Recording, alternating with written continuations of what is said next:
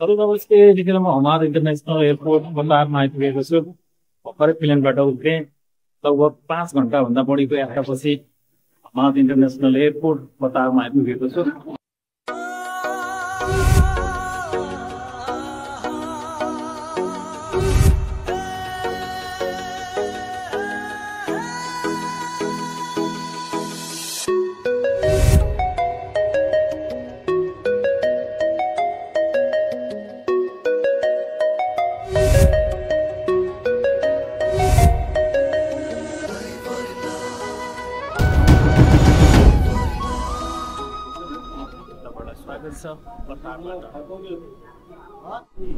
अहिले कतारको समयअनुसार दिउँसोको 1:40 गएको छ।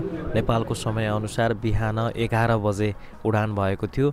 लगभग 5.5 घन्टाभन्दा बढी हवाई उडानको यात्रापछि म यतिखेर कतारको हमाद इन्टरनेसनल एयरपोर्ट दोहामा आइपुगेको छु। यहाँको अहिलेको बाहिरको तापक्रम 22 डिग्री सेल्सियस रहेको छ।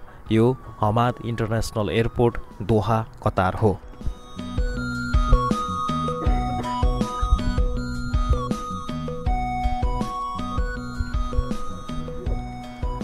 कतार एयरवेज नेपालबाट उडान गर्नुभएका सबै प्यासेन्जरहरू हामी सँगै अघि बढिरहेका छौँ। यो हमाद इन्टरनेसनल एयरपोर्ट कतार हो। अब यहाँबाट अगाडि कतार अराइभल भएकाहरू र ट्रान्सफर फ्लाइट भएकाहरू छुट्टिनु पर्दो रहेछ। यहाँसम्म हामी सँगै हुँदो रहेछ।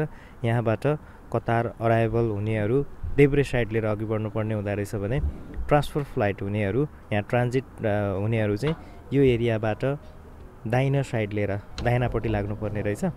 यहाँनिर मेरो चाहिँ ट्रान्सफर फ्लाइट भएको कारणले म यहाँबाट दाहिने साइडतर्फ अघि बढ्दैछु र कतार अराइभल हुनेहरू देब्रे साइडबाट अघि बढ्दै हुनुहुन्छ।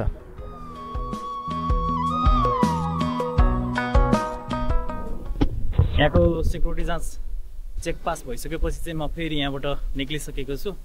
अब यहाँबाट मेरो गेट खुल्यो खुलेन, अनि त्यसपछि म आफ्नो गेट खोज्दै आफ्नो गेटतर्फ अघि बढ्दैछु। सायद यहाँबाट ओर्लिने त होला नि, अब कहाँ जाने केही थाहा छैन। मसँग कोही पनि छैन क्या, म एक्लै छु कनेक्सन फ्लाइटमा, जुन ट्रान्सफर फ्लाइटको लागि अहिले म एक्लै छु।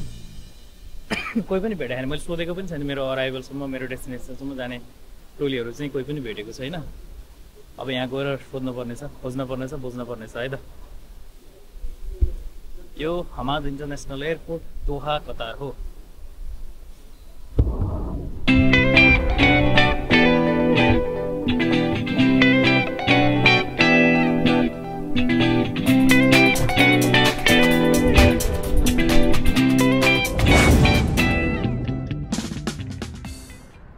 यतिखेर म ग्राउन्ड फ्लोरमा आइपुगेको छु। ग्राउन्ड फ्लोरको वासरुम गएँ। वासरुमबाट निक्लिएर यो एकदमै ग्रिन छ, हरियाली छ। यो ग्रिन हरियाली जति पनि यहाँ देखिएको छ नि, यो चाहिँ म सोचिरहेको थिएँ यो प्लास्टिकको होला, फेक होला भन्दा थियो, तर होइन रहेछ है। एकदम नेचुरल्ली नै रहेछ, ओरिजिनलै रहेछ। यो ग्रिन एकदमै ओरिजिनली छ। यो हमाद इन्टरनेसनल एयरपोर्टको ग्राउन्ड फ्लोरमा छ। यो गार्डन घुम्नको लागि, फोटो खिच्नको लागि एकदमै राम्रो ठाउँ छ। एकदमै दामी छ, मलाई एकदमै मन पर्यो। अब त्यतिर मात्रै गेट खुल्छ, अब कुन गेट पर्छ, कुन एरिया पर्छ थाहा छैन। त्यही भएर अब वेटिङमा बस्नको लागि यता बस्ने ठाउँ खोज्दै हिँड्दैछु। असर र गार्डन घुमेर देखाउने छ है त तपाईँहरूलाई।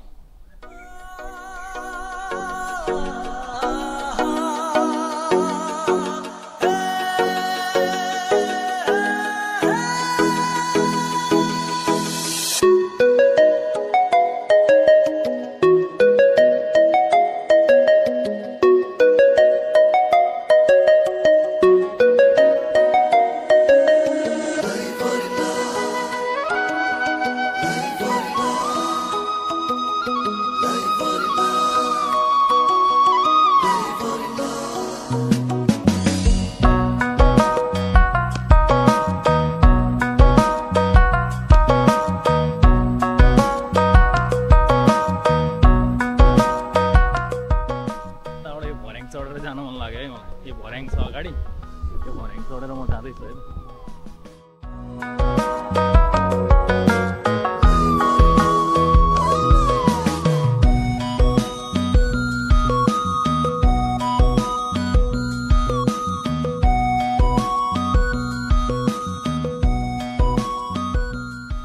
अनि म अहिले अब फ्लाइट टाइम भएको छैन, लगभग 5 घन्टा त म फुर्सदै हो नि त, 5 घन्टा त म खाली नै हुन्छु नि त।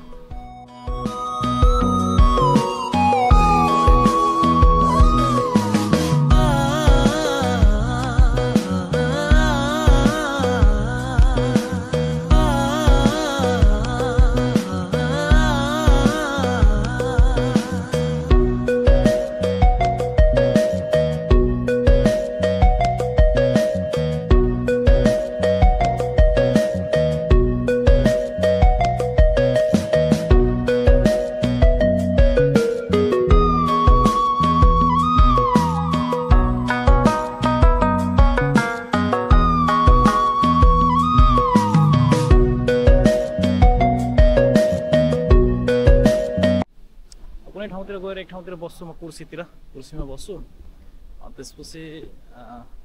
त्यसपछि गेट खुल्छ होला, गेट खुलेपछि मात्रै अनि म दायाँ बायाँ लाग्नेछु। मोबाइल चार्ज पनि गर्नु छ, मोबाइलमा चार्ज सकिएको छ, अनि मोबाइलमा चार्ज गरेर एकछिन बस्छु। अनि घरतिर फोन पनि गर्नुपर्ने छ। मेरो गेट चाहिँ 15 बजेर 25 मिनट 3 बजेर 25 मिनटमा गेट खुलेको छ। गेट मतलब गेटको जानकारी आएको छ, गेट परेको छ। 7:25 को फ्लाइट हो, त्यही भएर D8 मेरो गेट नम्बर परेको छ। अनि D8 कहाँ रहेछ भनेर खोज्दै हिँड्ने क्रममा चाहिँ मैले यहाँनिर यसरी भेट्टाएको छु। यो लोकेसन D2 देखि D2, D4, D6, D8 चाहिँ यता देखाएको छ। अब म एरो देखाएकोतिरै अघि बढ्दैछु। D8 चाहिँ मेरो गेट परेको छ, त्यही भएर म D8 भएतर्फ अघि बढ्दैछु। बस्न त म लगभग नजिकै बसेको रहेछ, झन् D8 परेछ गेट। अब अरू ए बी पर्दैको भए त धेरै टाढा पर्थ्यो। म चाहिँ सी जोनमा बसेको थिएँ, अनि डी एरिया चाहिँ नजिकै पर्दो रहेछ यहाँबाट। अब म D8 भएतर्फ अघि बढ्दैछु। यहाँनिर अगाडि पनि देखाएको छ, यसरी D8 चाहिँ यता यो एरियामा पर्छ, यहाँबाट भित्रपट्टि भनेर यो गेटमा पनि देखाएको छ। अनि D8 चाहिँ यता परिसकेपछि म जाँदैछु। यहाँ डी एरिया आइपुगिसकेँ म। अब यहाँ अगाडि यहाँ D2 छ, अनि D2, D3, 3, 4, 5 यस्तै सिरियल वाइज अगाडि होला भन्ने लागिरहेछ। त्यो भएको कारणले म यहाँबाट अघि बढ्दैछु D8 भएतर्फ, D8 खोज्दै। 15:25 मा गेट खुलेको हो, अहिले 15:50 भइसक्यो लगभग।